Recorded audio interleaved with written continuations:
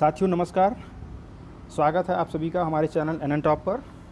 मैं नरेंद्र एक नए लेक्चर सीरीज़ के साथ आपके सामने। हमने पिछले लेक्चर में राष्ट्रपति के ऊपर चर्चा शुरू की थी। उसमें हमने राष्ट्रपति का योग्यता, उसका निर्वाचन कैसे होता है और उसकी कुछ शक्तियों की भी चर्चा की थी, जिसमें वित्तीय, न्यायिक और विधायी शक्तियाँ इत्यादि जैसे कुछ तथ्य शामिल थे। जो राष्ट्रपति के शक्तियों की बात अगर हम करेंगे तो दो शक्तियां इसकी सबसे महत्वपूर्ण हैं। एक तो राष्ट्रपति आपातकाल के दौरान कौन कौन से अपनी शक्ति का इस्तेमाल करता है, उसका प्रभाव क्या पड़ता है, और दूसरा है उसके पास जो वीटो पावर होती है उसके बारे में। ये दोनों बहुत महत्वपूर्ण है, इससे क्वेश्चंस भी आते हैं। तो हमने इस लेक्चर में आपको राष्ट्रपति की आपातकालीन शक्तियों के बारे में पूरा चर्चा किया है। उस पर हम गहराई से देखेंगे और कौन कौन से संभावित क्वेश्चंस बनते हैं उसको भी देखेंगे। तो शुरू करते हैं आज का अपना लेक्चर। राष्ट्रपति की आपातकालीन शक्तियाँ। देखिए, राष्ट्रपति की आपातकाल की जो शक्तियाँ हैं उसके बारे में आप लोग जानते हैं एक संविधान में अलग अलग प्रावधान है, ठीक। तो संविधान में सबसे पहला जो राष्ट्रपति की आपातकालीन शक्तियों के जिक्र है वह है युद्ध, बाहरी आक्रमण या सशस्त्र विद्रोह की स्थिति में संबंधित संकटकालीन व्यवस्था। यह आर्टिकल संविधान के आर्टिकल 352 में इसकी चर्चा है। क्या है? युद्ध, वॉर, बाहरी आक्रमण, एक्सटर्नल एग्रेशन तथा सशस्त्र विद्रोह। सशस्त्र विद्रोह मतलब आर्म्स रिबेलियन होता है कि स्थिति में जो भारत में स्थिति अगर ऐसे कोई क्रिएट होती है तो राष्ट्रपति इस शक्ति का इस्तेमाल करता है, जिसका प्रावधान अनुच्छेद 352 में किया गया है। भारतीय संविधान में राष्ट्रपति को शक्ति दी गई है कि वह अनुच्छेद 352 की व्यवस्था के तहत युद्ध, बाहरी आक्रमण या सशस्त्र विद्रोह के कारण भारत या उसके किसी भी भाग में शांति नष्ट होने का भय हो या इसकी आशंका हो, राष्ट्रपति संकटकालीन स्थिति की घोषणा कर सकता है। 3 ग्राउंड है: युद्ध, बाहरी आक्रमण और सशस्त्र विद्रोह। इसकी स्थिति होने पे या इसकी आशंका भी अगर हो जाए कि राष्ट्रपति अगर यह आश्वस्त हो जाए कि हाँ ऐसी स्थिति आने वाली है, आ गई है, तो आर्टिकल 352 के तहत राष्ट्रीय आपातकाल की घोषणा कर सकता है। 44वें संविधान संशोधन के बाद, क्योंकि देखिए 44वें संविधान संशोधन के पहले क्या स्थिति थी उसको जानना इंपॉर्टेंट नहीं है, क्योंकि इमरजेंसी आपको पता था इंदिरा गांधी कार्यकाल में इमरजेंसी लगा था, उसमें कुछ प्रावधान थे उसको चेंज किए गए थे। लेकिन जो अभी वर्तमान की स्थिति है वो 44वें संविधान संशोधन के माध्यम से ही उसको लागू किया जाता है। तो हम देखेंगे 44वें संविधान संशोधन के बाद क्या क्या व्यवस्था है आर्टिकल 352 में। पहला है, राष्ट्रपति अनुच्छेद 352 के अंतर्गत आपातकाल की घोषणा तभी करेगा जब मंत्रिमंडल लिखित रूप से राष्ट्रपति को ऐसा परामर्श दे।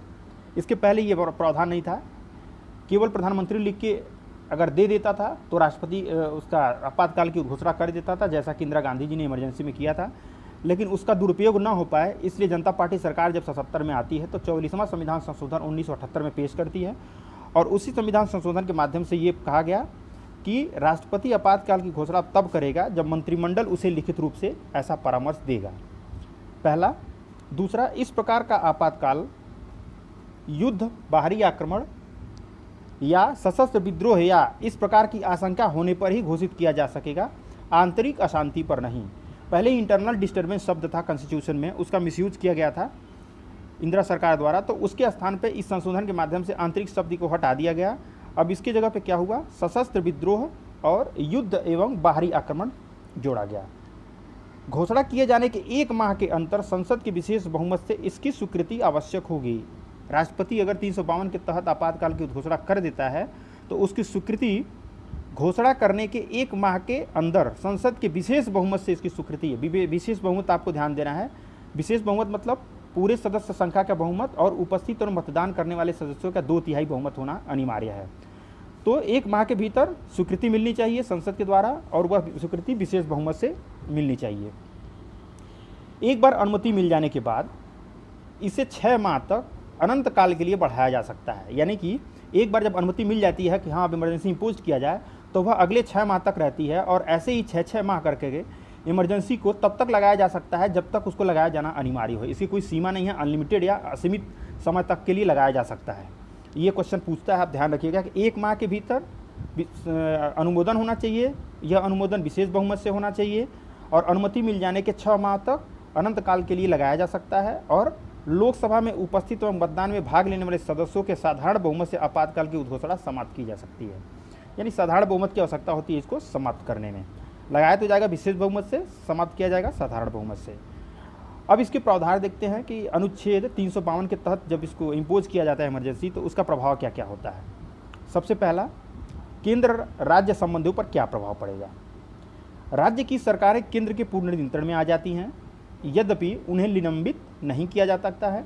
क्यों नहीं किया जाता है? क्योंकि राज्यों में संवैधानिक विफलता तो है नहीं, यह राष्ट्रीय आपातकाल है, देश स्तर का आपातकाल है, तो सरकार को निलंबित नहीं किया जाता है, बल्कि सरकार के ऊपर केंद्र का पूर्णतः नियंत्रण स्थापित हो जाता है।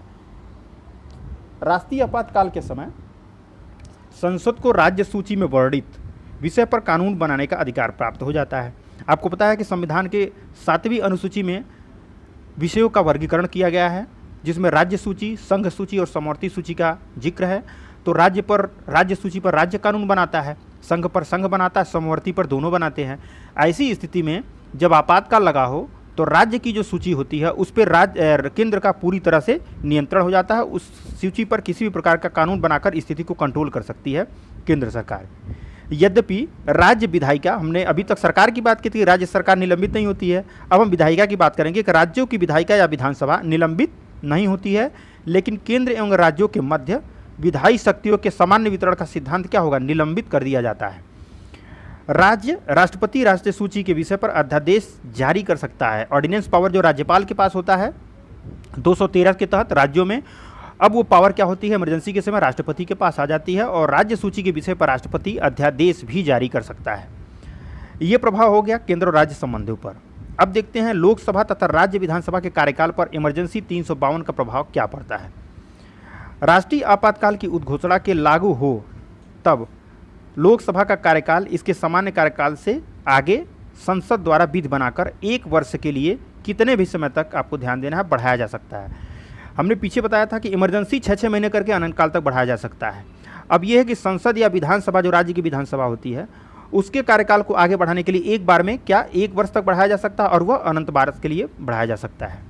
किंतु इसका विस्तार अगर आपातकाल समाप्त हो जाता है तो उसके 6 माह से ज़्यादा नहीं होना चाहिए। आपातकाल समाप्त हुआ तो 6 महीने के अंदर इलेक्शन हो जाना चाहिए या विधायिका या संसद का पुनर्गठन होना चाहिए, ऐसा प्रावधान किया गया है। संसद किसी राज्य विधानसभा का कार्यकाल एक बार में 1 साल ही बढ़ा सकती है, जो संसद में वर्णन है। अब विधानसभा का भी एक ही बार में 1 साल ही बढ़ता है। ये हो गया विधानसभा और लोकसभा पर इमरजेंसी का प्रभाव 352 का। अब देखेंगे मूल अधिकारों पर 352 का क्या प्रभाव पड़ता है। अनुच्छेद 358 के अनुसार, अनुच्छेद आर्टिकल 358 के अनुसार जब राष्ट्रीय आपात की उद्घोषणा की जाती है, राष्ट्रीय आपात क्या है, देखिए राष्ट्रीय आपात सिर्फ और सिर्फ 352 के लिए इस्तेमाल किया गया है, ये चीज़ आप ध्यान रखिएगा। तो राष्ट्रीय आपात की घोषणा की जाती है तब अनुच्छेद 19 द्वारा प्रदत्त मूल अधिकार स्वतः ही निलंबित हो जाते हैं। अनुच्छेद 19 में क्या है, स्ववाक एवं अभिव्यक्ति की स्वतंत्रता की आज़ादी, 6 प्रकार की स्वतंत्रता दी गई है। आपको पता है, मैंने मूल अधिकार में पढ़ाया भी था। तो उसको निलंबित करने के लिए अध्यादेश या आदेश की जरूरत नहीं पड़ती है।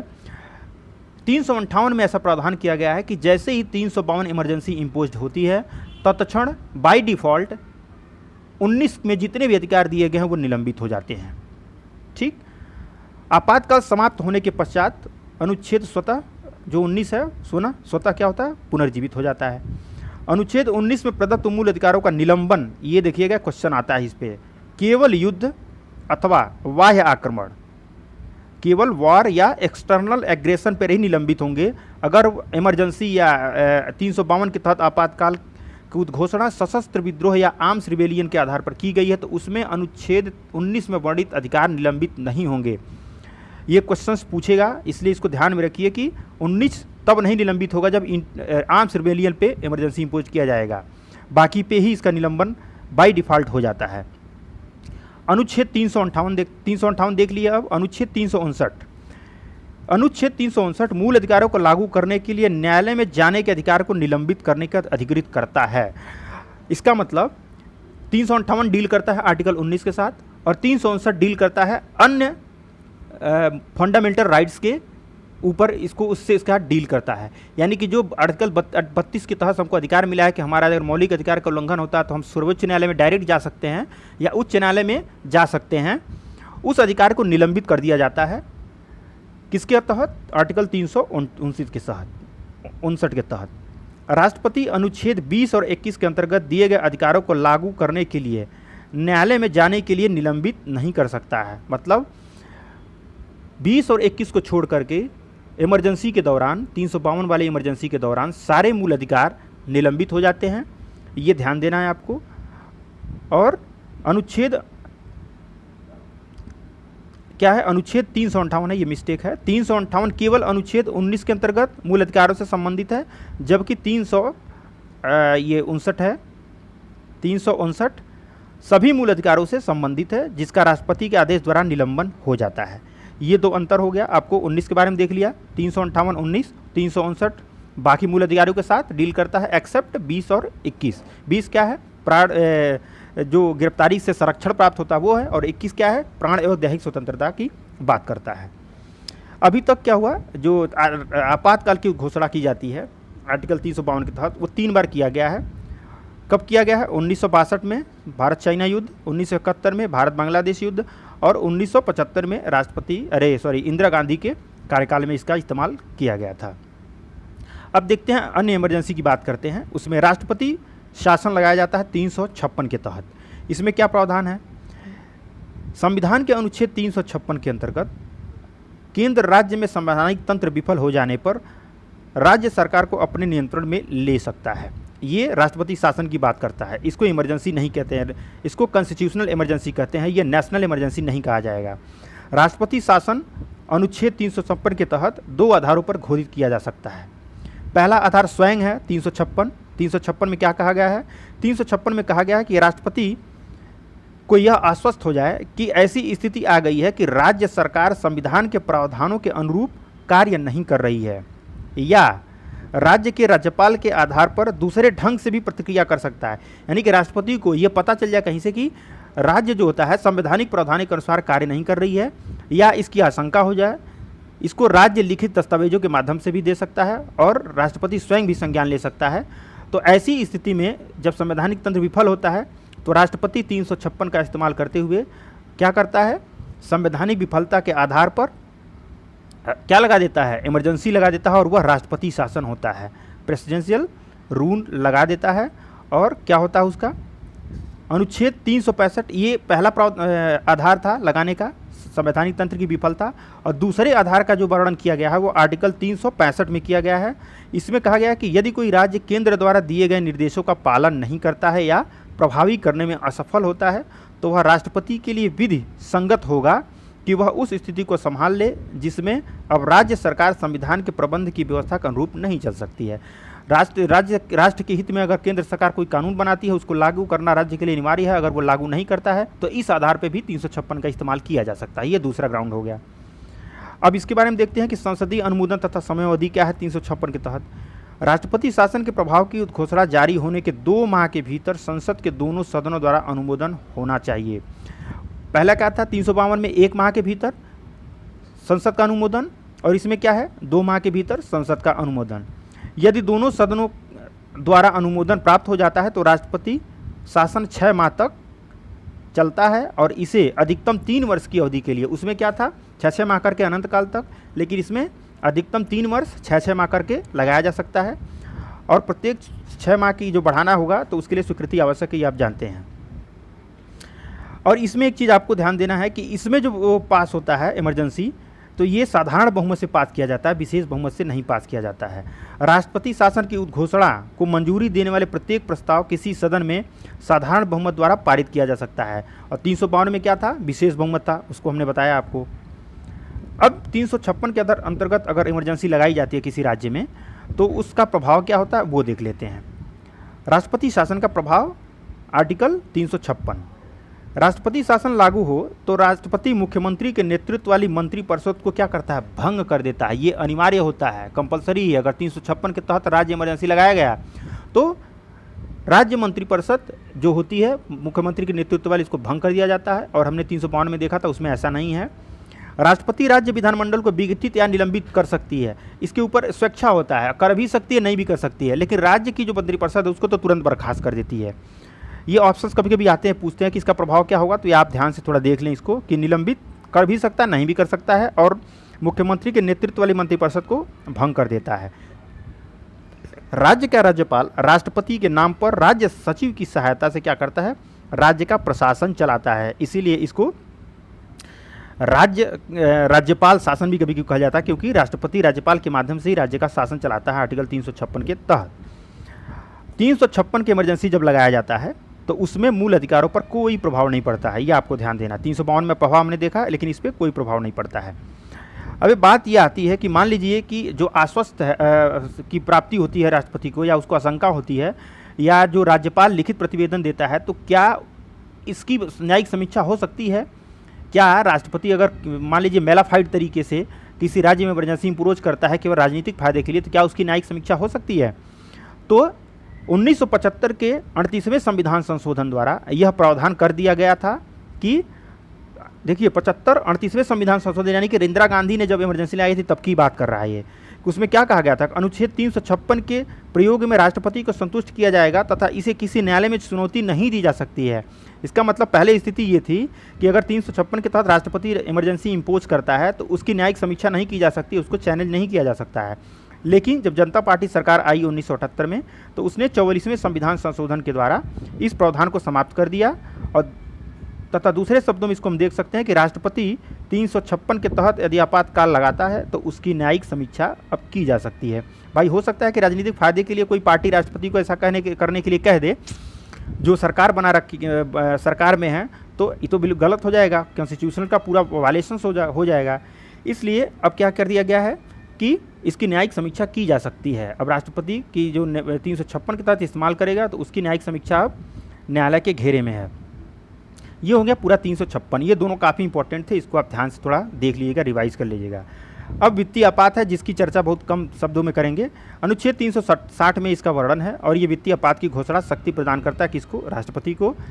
यदि राष्ट्रपति को आश्वस्त हो जाए कि भारत अथवा उसके किसी क्षेत्र की आर्थिक स्थिति प्रत्यक्ष या अप्रत्यक्ष तरीके से खतरे में है, तो ये राष्ट्रपति वित्तीय आपात की घोषणा कर सकता है। और वित्तीय आपात की घोषणा घोषित होने की तिथि के 2 माह के भीतर, वही जो 356 के तहत है उसी तरह 360 में है कि 2 माह के भीतर संसद का उस पर स्वीकृति मिलना अनिवार्य है, और ये स्वीकृति सामान्य बहुमत से होगी। इतिहास गवाह है, अभी तक वित्तीय आपात की घोषणा का प्रयोग आज तक नहीं किया गया है। एक बार सबसे खराब स्थिति 1991 आई थी, जब लिबरलाइजेशन, प्राइवेटाइजेशन और ग्लोबलाइजेशन अपनाया गया था, तब भी नहीं इसको यूज़ किया गया था। और अभी कुछ दिन पहले जब कोविड-19 का पूरा प्रकोप बढ़ा था भारत में, तो यह आशंका जताई जा रही थी कि अब हो सकता है कि आर्थिक इमरजेंसी लगा दी जाए, लेकिन अभी तक ऐसा हुआ नहीं, तो इसका इस्तेमाल अभी तक भी नहीं हुआ है। अब इसका प्रभाव जानने की जरूरत नहीं है। प्रभाव में क्या होता है कि जितना भी संचित निधि पर भारित व्यय होता है, राष्ट्रपति को, उच्च न्यायालय के न्यायाधीश, उच्च न्यायालय के न्यायाधीश, सीएजी इत्यादि जैसे बड़े पदाधिकारी हैं, उनके क्या होता है, वेतन में कटौती की जा सकती है, उनके भत्तों में कटौती की जा सकती है, इत्यादि छोटे छोटे प्रावधान उसमें हैं। लेकिन चूंकि ये काफ़ी इंपॉर्टेंट नहीं है, इसलिए इसको हम छोड़ रहे हैं, इस पर बहुत ज़्यादा चर्चा करने की ज़रूरत नहीं है। तो ये हमने पूरा आज क्या देख लिया, आपातकालीन शक्तियाँ राष्ट्रपति की। आज का लेक्चर हमारा यहीं पे कंप्लीट होता है। कल हम राष्ट्रपति के कुछ महत्वपूर्ण प्रावधान और वीटो पावर के बारे में चर्चा करेंगे। तो आपको हमारा ये वीडियो कैसा लगा ज़रूर बताइएगा। आपसे मिलते हैं नेक्स्ट वीडियो में।